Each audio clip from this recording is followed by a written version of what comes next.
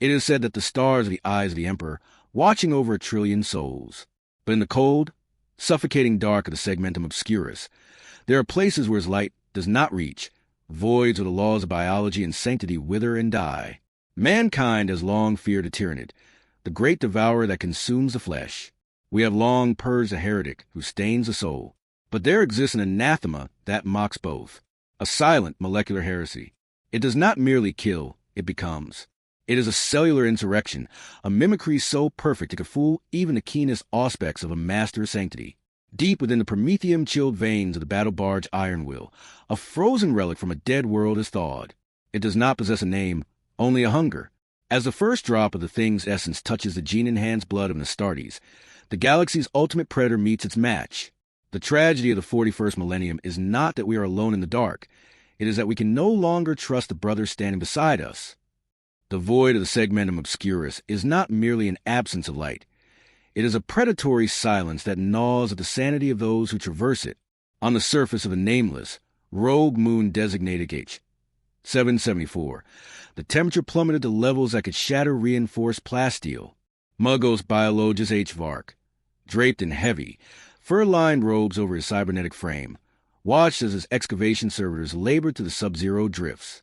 Their hydraulic limbs hissed, struggling against the cryogenic friction of the ice. Beneath kilometers of frozen methane lay a jagged, obsidian-colored shard, a craft of unknown provenance, looking less like a vessel and more like a splinter of a dead god. It was here, embedded in a vein of black ice, that they found it, a mangled, multi-limbed silhouette trapped in a translucent tomb, its anatomy defying every known Xenos classification in the Muggos' extensive databanks. The extraction was a surgical nightmare. Using localized thermal cutters, the tech priest carved a massive rectangular block from the glacier, encasing the specimen in a portable stasis cradle. H. Vark felt a rare flicker of biological excitement, a chemical surge in his remaining organic amygdala. To the Adeptus Mechanicus, knowledge is the only true currency, and this find promised a wealth of data. As the heavy-lift lander ascended from the moon's gravity well toward the waiting shadow of the battle barge iron will, the Muggos noted a peculiar anomaly. The ice surrounding the specimen was not melting under the thermal cutters, but rather sublimating into a faint, sickly sweet vapor that the ship's scrubber struggled to identify. He dismissed the warning chime of his internal Auspex, attributing it to the extreme environmental interference of the moon's magnetic field.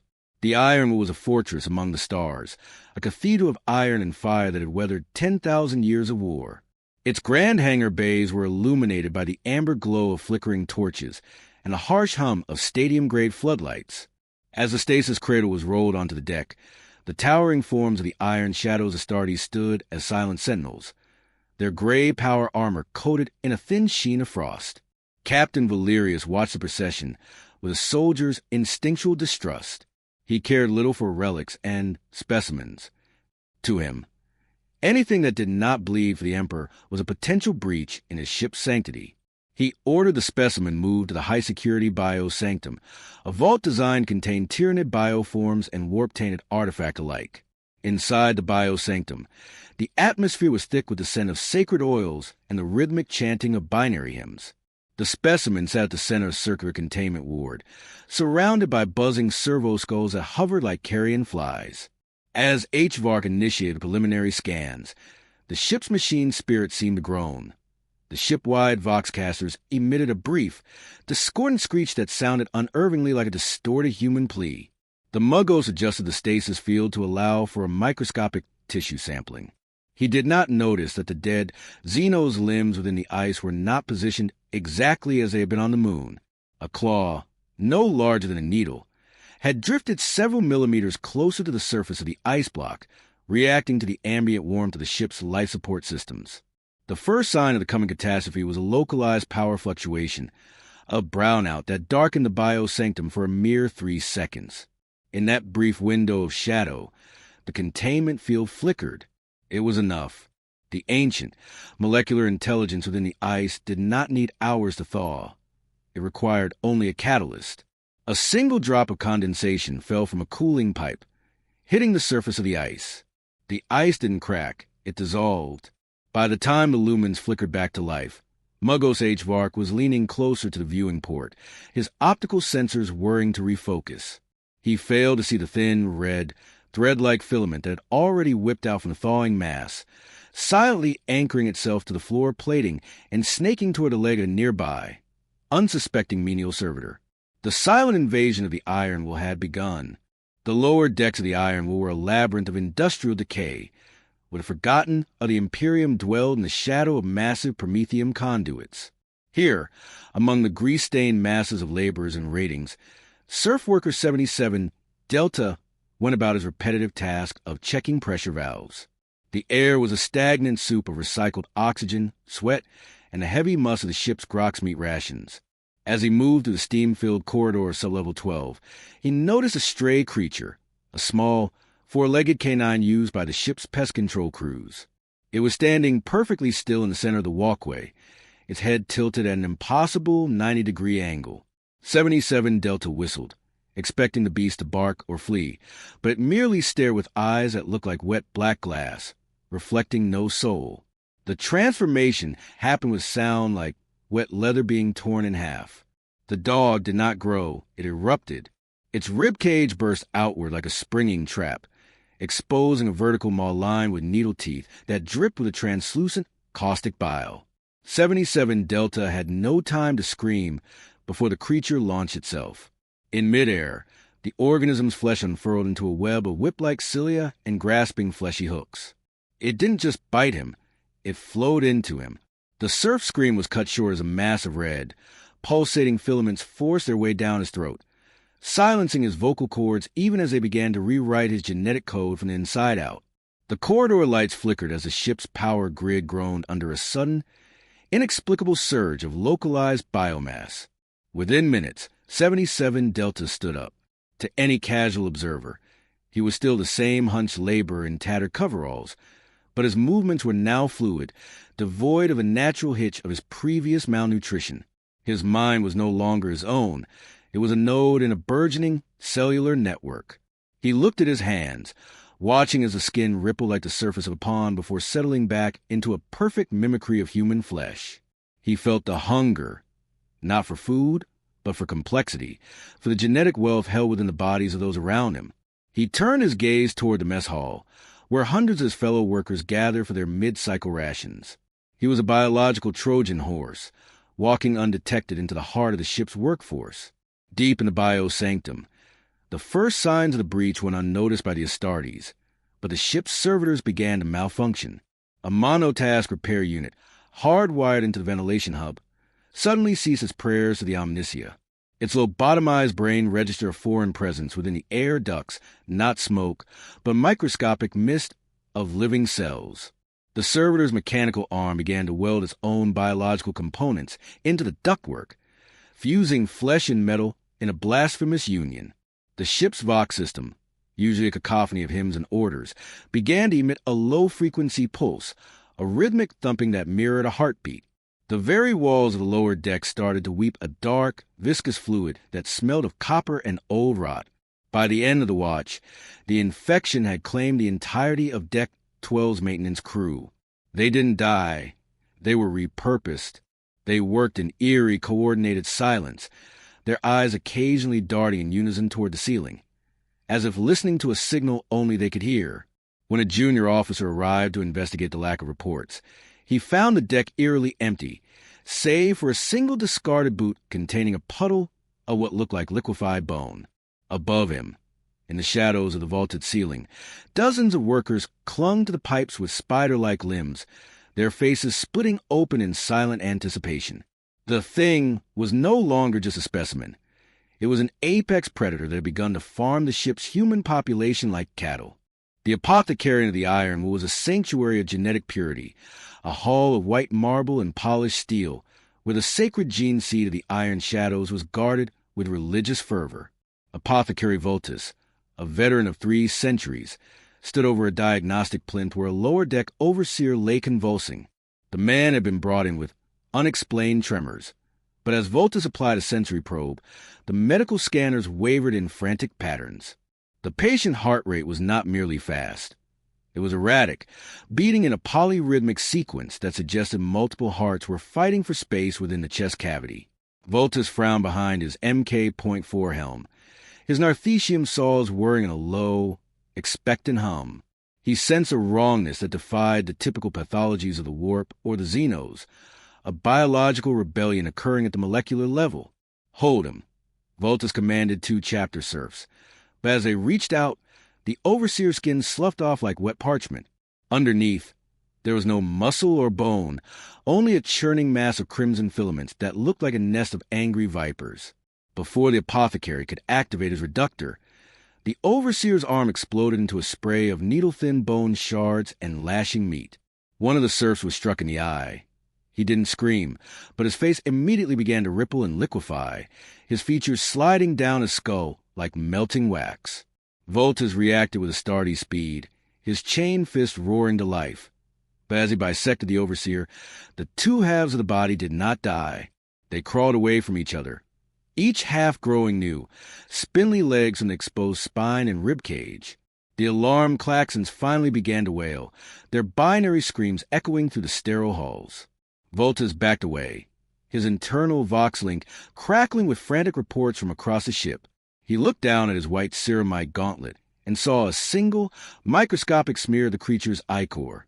To his horror, the drop was moving. It was eating through the specialized coating of his armor, seeking a seam, a joint, a way to reach the transhuman flesh beneath. He immediately activated his Narthecium's flame unit, searing his own glove until the ceramite glowed cherry red. The thing's cells shrieked. A sound fell in the marrow of the bone rather than heard, as they charred into ash. The apothecary realized then that the ship's primary defense, its impenetrable armor, was merely a shell the intruder intended to fill. A shadow fell over the doorway. Brother Castor, a tactical marine, stepped into the light. His bolter was held at low ready, but his movements were stiff, lacking the fluid grace of Astartes. "Brother Voltus," Castor said, his voice a perfect electronic match for the warrior's usual tone. "The captain requires an update on contagion." Voltus leveled his Narthecium at his brother. His enhanced senses picked up a scent that shouldn't be there. Not the smell of the ship's recycled air or the incense of the lab, but the faint, sweet odor of rotting nectar. He noticed Castor's eyes. They were fixed, the pupils not reacting to the strobing emergency lights of the apothecarian. The bond of brotherhood, the very foundation of the Adeptus Astartes, was being weaponized against them. "Show me your hands, Castor," Voltus growled, his finger tightening on the trigger of his integrated flamer. The Marine smiled, a gesture that was too wide, stretching the skin around the mouth until the pores wept blood. Castor's power arm began to groan as if under immense internal pressure, the thick ceramite plates buckling outward. From the neck seal, instead of a head, a cluster of sensory stalks and a mass of gnashing, human teeth-lined maws erupted. The horror was not that a monster had replaced a Marine, but that the monster was wearing the Marine's memories, his voice, and his tactical knowledge. Voltus realized with chilling clarity that if one Astartes had been taken, the Iron was no longer a ship. It was an incubator for a god-tier extinction event. The barracks of the Third Company became a slaughterhouse of confusion. Sergeant Kalen led his tactical squad to the corridors of the Halls of Heroes, their mag boots clanking rhythmically against the floor. The air was thick with the scent of holy incense and the ozone of drawing power weapons, but beneath it lay a new organic stench, the smell of a wet, crowded slaughterhouse. They found a group of their brothers standing in a circle, their backs to the squad. When Kalen called out a challenge, the Marines turned in unison. Their faces were masks of calm, but their power armor was weeping a thick, translucent ichor from every joint and seal. Without a word, the Marines raised their bolters, not with the practiced aim of soldiers, but with the twitchy, insectoid precision of a hive mind. "Open fire!" For the Emperor, Kalen roared. The hallway erupted in the deafening thunder of bolt shells. In the narrow confines, the explosive rounds did devastating work, tearing through ceramite and shattering transhuman bone. But the horror was in the aftermath of the hits. Instead of falling, the infected Marines absorbed the impacts. A bolt shell that blew a hole in a brother's chest revealed no lungs or heart, but churning vortex of lashing red tendrils that immediately reached out to stitch the wound shut. One infected Marine was decapitated by a lucky shot, but the severed head did not hit the floor. It sprouted 6 chitinous, spider-like legs from the neck stump and scuttled into the darkness of the ceiling vents, hissing like a punctured steam pipe. The squad's flamer specialist, Brother Ignis, stepped forward as a caster thing, and its cohorts closed the distance. The Prometheum tank on his back hissed as he pulled the trigger, bathing the corridor in a roaring torrent of chemical fire. For the first time, the mimics reacted with something resembling emotion, a collective, multitonal shriek that vibrated through the Marines' helmets. The thin creatures began to liquefy under the heat, their stolen DNA breaking down as the heat unraveled their molecular bonds. However, as they burned, they didn't just die. They threw pieces of themselves. Flaming chunks of flesh launched from the burning mimics like organic grenades, desperately seeking unburned hosts to latch onto. One such fragment struck Brother Arvis, clinging to his helmet's vox grill. Before he could react, the flesh scrap began to melt into the metal, seeping through the filters and into his respiratory system. Arvis dropped his bolter, his hands clawing at his throat. His brothers watched in silent horror as his power armor began to warp. The thick shoulder pauldrons cracked like eggshells as massive, wet, muscular appendages pushed outward from his back. He was being remade in seconds, his transhuman physiology providing a banquet of genetic material that the organism used to create something larger and more terrifying than a standard Marine. Arvis was no longer a brother. He was a walking tumor of muscle, armor, and hate. Realizing the squad was being flanked by the very vents the head spider had escaped into, Kalen ordered a retreat toward the armory. They had discovered the terrible truth. In this war, the fallen did not stay down, and every casualty on their side was a reinforcement for the enemy. The Ironwood was becoming a digestive tract, and the Astartes were the stubborn cells of an immune system that was rapidly being overwhelmed. As they sealed the blast doors behind them, the sound of hundreds of armored fists began to drum against the metal, not the rhythmic pounding of a siege, but a wet, squelching thudding that spoke of thousands of mouths seeking a way in. The survivors of the Third Company retreated into Prometheum Refinery subsector, a hellish landscape of gargantuan pipes, hissing pistons, and vats of volatile fuel. Sergeant Kalen and his remaining 4 brothers formed a defensive circle near the primary fuel injector hub. The air here was so saturated with chemical fumes that their armor's auto-senses warned of imminent toxic saturation. Brother Ignis stood at the fore, his heavy flamer hosing down the entrance with a constant, low-burning pilot light. They had realized that the thing was not just mimicking individuals. It was beginning to web the ship's infrastructure. The bulkheads were no longer cold steel. They were covered in a thin, translucent film of pulsating biofilm that shivered whenever a bolter was fired. A sound like 1,000 wet rags being wrung out echoed from the darkness above. From a massive overhead conduits, the conglomerate descended. It was no longer pretending to be human. It was a massive, undulating carpet of fused limbs, faces, and organs, a biological tide made from the hundreds of serfs and several Marines consumed in the lower decks. As it hit the floor, it moved with a sickening, rolling gait. Heads sprouted from its surface like blisters, each one screaming in a different voice, some pleading for mercy, others reciting corrupted litanies of the Emperor. It didn't have a front or a back, only a perimeter of grasping hands and needle-sharp bone protrusions that clattered against the metal floor. "Burn it! Burn it all!" Kalen commanded. Ignis unleashed a continuous, high-pressure stream of promethium. The jet of liquid fire cut a path through the mass, causing the biomass to boil and pop with the sound of 1,000 bursting grapes. The stench was unbearable, the smell of burning rubber, rotting pork, and chemical waste. The conglomerate recoiled, its many mouths emitting a unified, glass-shattering shriek. But the organism was adaptive. The back of the mass began to slough off its outer, burning layers, using the charred remains of its own cells as an ablative heat shield to protect the core. It was learning how to survive the only weapon that could kill it. As the battle raged, the thing began to utilize the ship's own tactical assets. An infected door servitor, its flesh fused into control panel, suddenly slammed a heavy overhead crane into the squad's position. The impact sent Brother Burns sprawling into a shallow pool of promethium. Before he could recover, a dozen whip-like tendrils shot out from the shadow of a nearby pipe. lashing around his neck and waist. They didn't try to pull him into the mass. They began to inject. Burin's power armor groaned as the tendrils sought out the cooling vents. Kalen fired his bolt pistol into the tendrils, but they were as thick as ship cables and bled a thick, black ichor that extinguished his muzzle flash. In a desperate move, Ignis turned his flamer toward the overhead fuel delivery line. "Brother, no!" Kalen shouted, but it was too late. The stream of fire ignited the leaking promethium, triggering a localized chain reaction.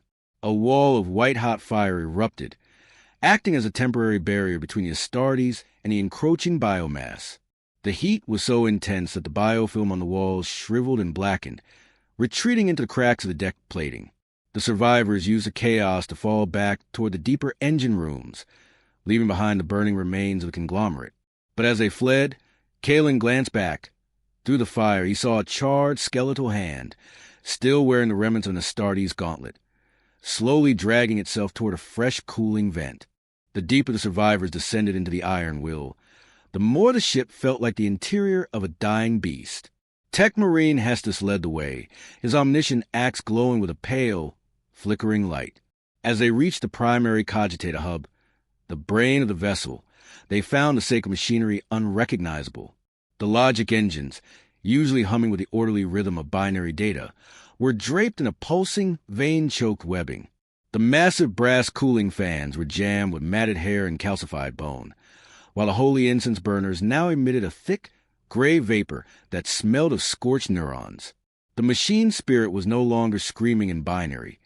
It was weeping in a language of wet, organic clicks. At the center of the chamber sat the master cogitator, a massive, bell-shaped computer housing the ship's primary logic core. It had been completely compromised. Dozens of servitors had been fused into its casing, their half-mechanical bodies melted together to form a fleshy throne for a central mass of pulsating gray matter. The thing had not just consumed the crew. It was now hacking the ship's biology. The logic cables had been replaced by translucent neural pathways that throbbed with a sickly green light. As Hestus approached, the screens on the walls flickered to life, displaying a chaotic storm of distorted human faces and scrolling streams of corrupted scrap code. "It is mimicking the logic flow," Hestus whispered, his voice trembling with a rare technological horror. "It isn't just eating us, it's learning how to steer us." Suddenly, the ship's gravity stabilizers flickered. For a moment, weightlessness took hold, and the survivors floated in a sea of toxic mist and floating drops of infected blood. The thing used this disorientation to strike. From the ceiling, servo leeches, small, skittering constructs made of fused scalpels and pulsating flesh, dropped onto Marines. They didn't aim for the armor. They targeted the joints and the optical sensors, trying to blind the Astartes, so the larger organism could move in for kill. The sound of the warp drive in the distance changed from a deep, comforting thrum to a jagged, irregular heartbeat. The organism was attempting to interface with the Geller field generators. If it succeeded, it could drop the ship into the immaterium, exposing the thing to the raw essence of the warp. Hestus realized a terrifying truth. The organism wanted to see what happened when its perfect cellular mimicry met the soul-warping energies of the Chaos Gods. It was seeking the ultimate evolution. The tech marine rushed the manual override console, but as he plugged his mechadendrites into port, he felt a cold, oily presence rushing back up the data tether toward his own brain. A battle erupted in the digital and physical realm simultaneously. While Kalen and Ignis fought off the skittering leeches with chains, words, and fire, Hestus engaged in a desperate mental duel with a corrupted machine spirit. He saw visions of the iron will turning into a living, breathing leviathan of meat and metal, drifting through the stars to infect entire subsectors. With a cry of, for the omnisia, Hestus triggered a localized electromagnetic pulse. The surge fried the neural cables and sent a shock wave through the room. The lights went out, and the wet, thrumming stopped. But in the sudden silence, they heard a new sound, the heavy metallic footsteps of something massive approaching from the warp core access tunnel. The Grand Cathedral Bay was a spiritual heart of the Iron Will, a space designed to hold thousands of kneeling pilgrims, now transformed into a charnel house of cosmic proportions. The towering statues of imperial saints that lined the nave had been defiled. The cold stone was being overgrown by a layer of translucent, shivering muscle that turned the holy icons into fleshy totems. At the far end of the hall, near the high altar, stood a nightmare of steel and sinew. Venerable Dreadnought Ormond, once a hero of a dozen crusades, the ancient walker was now a puppet of the parasite. The sarcophagus, which should have held the honored remains of the hero, had been torn open, replaced by a massive, lidless eye that pulsed with rhythmic, sickly yellow light. The dread thing moved with a jerky, terrifying speed that mocked the ponderous dignity of its mechanical frame. Its power claw did not just crush. It sprouted hundreds of secondary, finger-like appendages that danced and twitched in the air, seeking the scent of uninfected blood. As Kaelin's squad entered the bay, the creature let out a sound that bypassed the voxcasters entirely, a psychic, subvocal roar that felt like glass shards scraping against the inside of their skulls.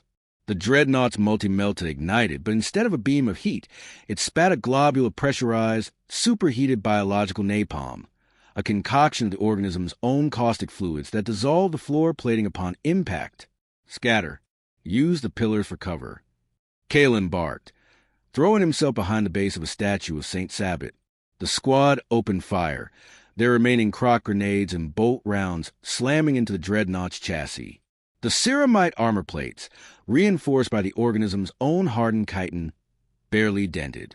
In response, the thing dreadnought lunged, its massive metal legs cracking the marble floor. It didn't just fight, it assimilated the environment. As it brushed against the pillar, the stone was instantly coated in red filaments that pulled the masonry into the creature's mass, adding weight and jagged stone shards to its lashing limbs.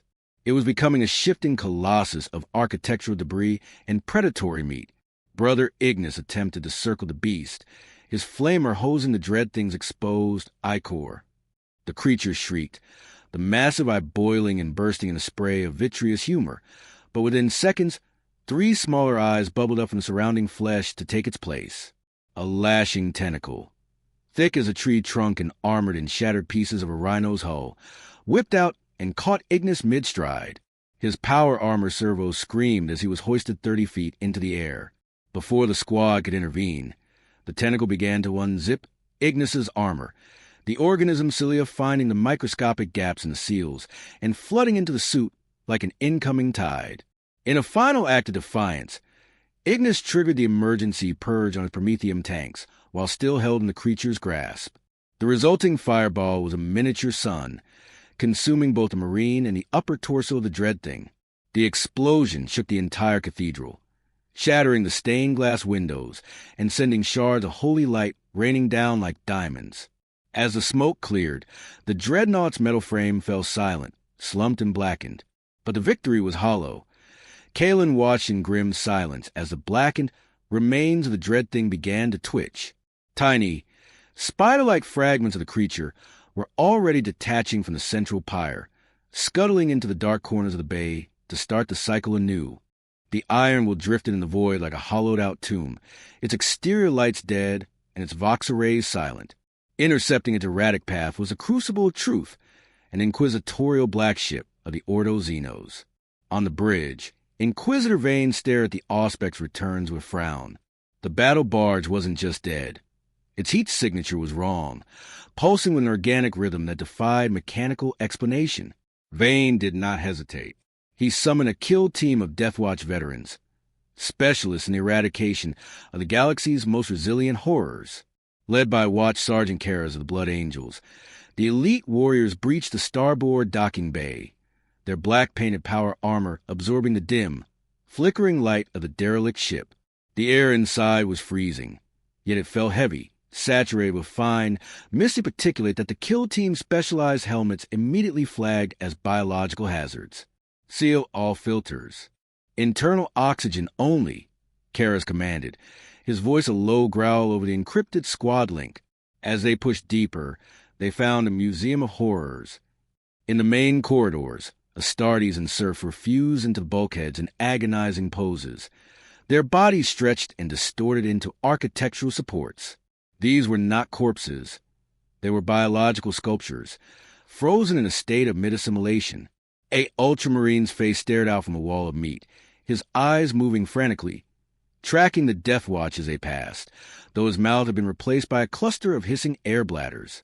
The silence was broken by a frantic signal from the squad's Narthecium specialist, a member of the White Scars.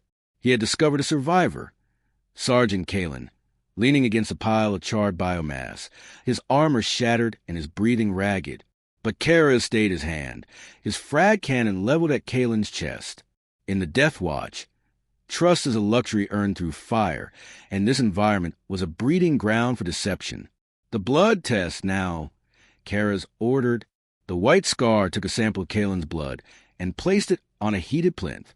As the plasma touched the heat, it didn't boil, it screamed. The blood leapt from the plinth, a tiny, lashing thread of red lightning that tried to burrow into the White Scar's gauntlet. The Kalen, on the floor, didn't wait to be purged. Its human face split vertically, revealing a vertical maw of serrated bone, while its arms elongated into jagged, multi-jointed sides. The Deathwatch responded with the cold efficiency for which they were famous. The frag cannon roared, its specialized shells shredding the mimic into 1,000 pieces of steaming pulp. But the thing had learned. It didn't just fight back, it mimicked their tactics. From the shadows of the vaulted ceiling, shadow versions of the kill team emerged, mimics that had already absorbed the DNA of the previous defenders.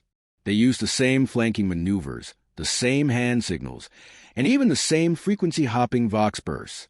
It's a mirror war, Vane whispered from the safety of the boarding craft, watching the feed through Kara's eyes. He realized the organism was no longer just consuming meat. It was absorbing the concept of the Deathwatch.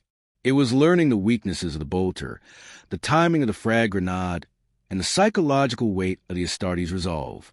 As the kill team fought their way toward the bridge, they realized the ship's internal geometry was changing. Hallways were narrowing like a closing throat, and the floors were becoming soft and spongy. The iron was no longer a ship being boarded. It was an organism that was beginning to swallow its newest guest whole. As the Deathwatch kill team reached the threshold of the primary engine's sanctum, the laws of physics and biology surrendered to a singular, horrific will. The air was no longer a gas. It was a thick, suspended soup of airborne cells and psychic resonance. At the center of the chamber, where the great plasma reactor should have been, stood a towering avatar of transhuman nightmare, the God Thing. It was a mountain of ivory-white bone and raw, pulsing muscle, standing 30 feet tall. It had used the stolen DNA of the Astartes to construct a mockery of a Primarch. Its skin was a patchwork of gray and black power armor plates fused directly into its flesh, and its face was a rotating carousel of a dozen recognizable chapter heroes, their eyes weeping a golden bioluminescent ichor. This entity was no longer a mere parasite. It had achieved a state of biological godhood. It didn't just move. It shifted, its form constantly rearranging itself to counter every threat. When the Deathwatch unleashed their hellfire rounds, the God Thing's skin instantly calcified into a diamond-hard, Xenos chitin that deflected the shells with ease. It spoke not through a mouth, but through the ship's own vox grills, its voice a thunderous, multi-tonal choir of 1,000 assimilated souls.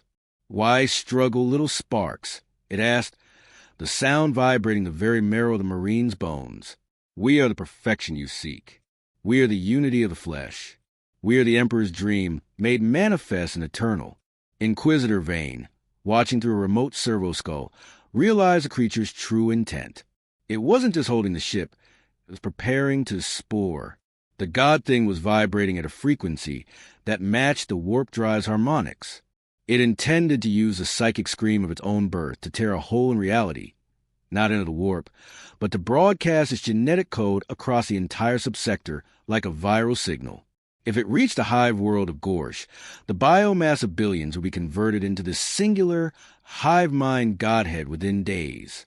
The Deathwatch charged, a desperate black tide against an ocean of meat, their power swords humming as they carved into the Titan's legs.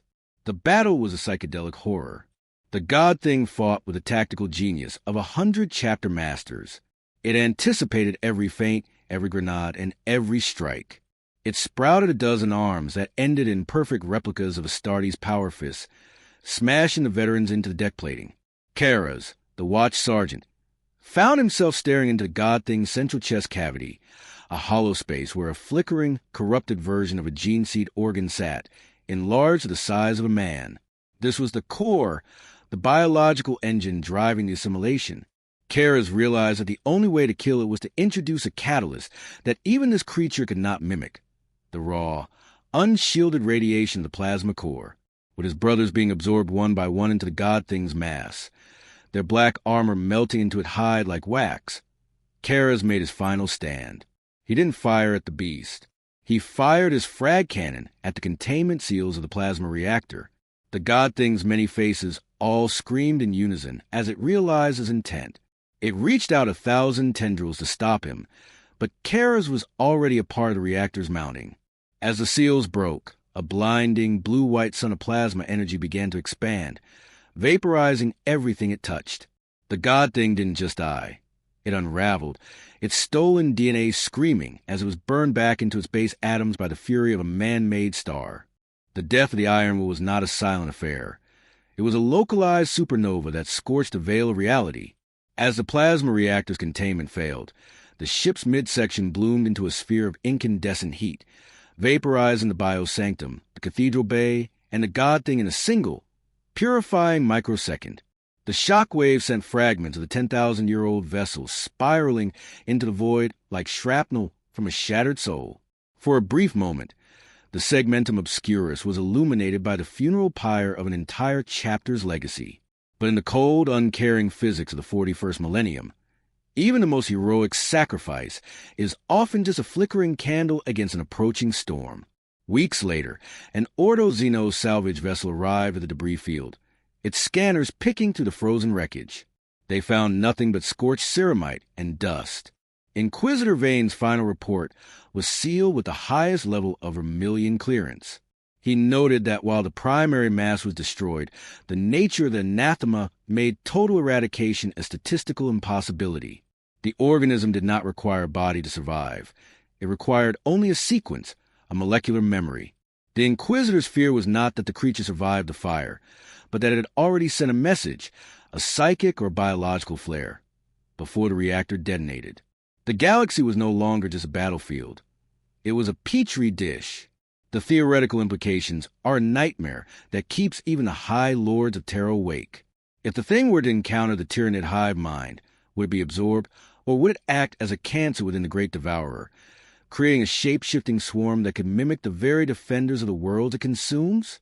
Or worse, if a single shard of the organism drifted into the Eye of Terror, could it mimic the warp stuff of demons, creating a horror that is both biological and eternal? The thing is the ultimate biological scrap code, a heresy that turned the Emperor's greatest gift, the holy human form, into a weapon against itself. In the aftermath, the Iron Shadows were struck from the Imperial records, their name consigned to the shelf of forgotten martyrs. No statues were raised, no hymns were sung. To acknowledge their struggle would be to acknowledge the vulnerability of Astartes. But out in the dark, beyond the reach of the Astronomicon, a single, jagged shard of the Iron Will's hull drifts toward a nameless, primitive world. On that shard, encased in a pocket of vacuum-sealed frost, is a smear of red organic matter.